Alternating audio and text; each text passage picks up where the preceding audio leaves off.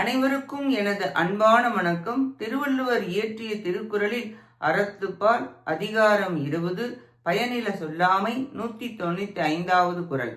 சீர்மை சிறப்பொடு நீங்கும் பயனில நீர்மை உடையார் சொலின்.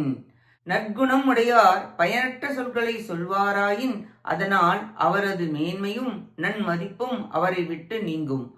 உண்மை பேச்சில் வரும் பெருமை மதிப்பு தீமையாய் பேசும் பேச்சால் கெடும். அறிவுடையார்கள் அப்படி கூற மாட்டார்கள்.